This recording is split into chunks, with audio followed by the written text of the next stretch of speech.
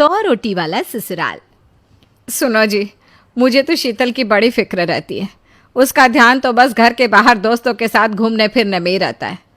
उसे कुछ बोलो तो एक नहीं सुनती।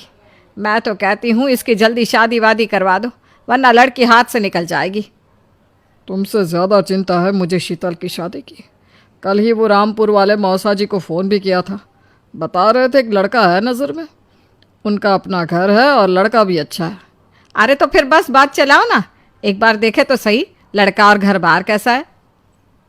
कौन से लड़की की बात चल रही है यहाँ? तुम्हारी शादी की बात चल रही है बेटी। अब तुम्हारी शादी की उम्र हो रही है तो लड़का तो देखना पड़ेगा ना।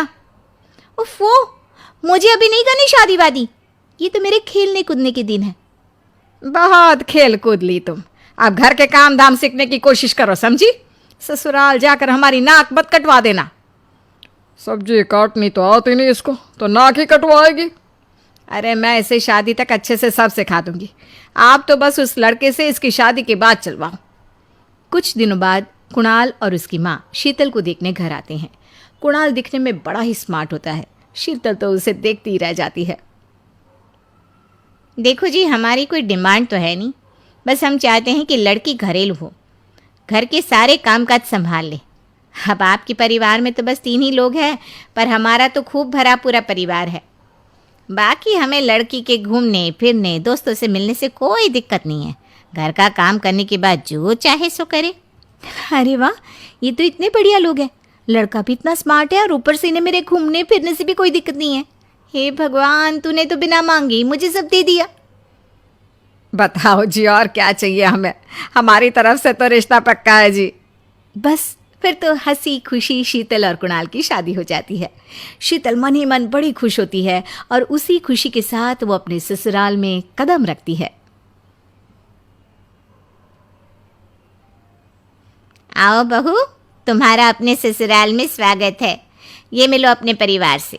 ये तुम्हारे ससुर जी, तुम्हारी ननद सुनीता और गीता, सुनीता के पति राजेश और उनके 2 बच्चे राजू और चिंटू। ये ना हमारे साथ यहीं रहते हैं। ये तुम्हारी दादी सास है और बाकी लोग अभी बाहर गए हुए हैं। इतने सारे लोग, ये सब यहीं रहते हैं इस घर में? अरे अभी तो मेरे देवर देवरानी और उनके 3 बच्चे यहाँ नहीं है। उसके मायके में भी शादी थी ना, तो बस वहीं गई है। कल तक आ जाएंगे। हे भगवान, ये घर है या धर्मशाला? ये सब एक साथ इस घर में कैसे रहते हैं? मुझे तो पता ही नहीं था इनका इतना बड़ा परिवार है। अब समझी कि कोई डिमांड क्यों नहीं की इन्होंने। ये सब चाल चले मेरे साथ। अरे बहू, खड़े खड़े क्या सोच रही हो? चलो अपने कमरे में जाकर आराम करो। जी माँ जी। अगले दिन शीतल का ससुराल में पहला दिन होता है। शीतल रसोई में जाकर सबके लिए खीर बनाने लगती है। तभी उसके ननद सुनीता आती है। अरे वाह भाभी, आज क्या बना रही हो? बस दीदी, आज वो पहली रसोई है ना, तो खीर बना रही थी। अरे भाभी, ये खीर वीर रहने दो। घर में 4 लोगों को शुगर है और कुछ लोग मीठा ही नहीं खाते।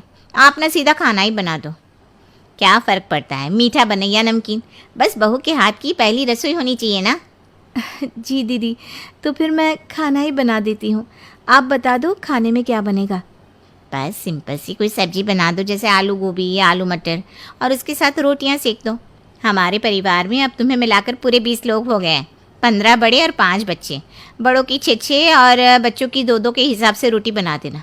चलो मैं चलती हूँ, सब देख लेना। हाँ, बड़ों की 6 रोटी मतलब कि 15 लोगों की 90 रोटियाँ, और बच्चों की 2 रोटी मतलब 5 बच्चों की 10 रोटियाँ।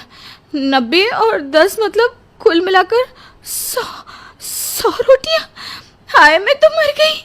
100 रोटी अकेले कैसे बनाऊंगी? माँ, ये तुमने मेरी शादी कहाँ कर दी? शादी से पहले तो मैंने कभी 4 रोटी से ज़्यादा नहीं बनाई। शीतल एक बड़ी सी परात में 100 लोगों के हिसाब से आटा निकालती है और उसे गूंथना शुरू करती है। आटा गूंथते गूंथते शीतल के पसीने छूट जाते हैं। उसके बाद बारी आती है रोटी बनाने की। शीतल एक एक करके रोटी बनाना शुरू करती है और 10 रोटी बनाते ही अपनी कमर पकड़ लेती है। हाय, मैं मर गई। मेरी कमर टूट गई खड़े खड़े, और ऊपर से इतनी गर्मी। मैं 100 रोटियां कैसे बनाऊंगी? अरे भाभी, सब बाहर रोटियों का इंतजार कर रहे हैं। ज़रा जल्दी जल्दी रोटी सेक दो।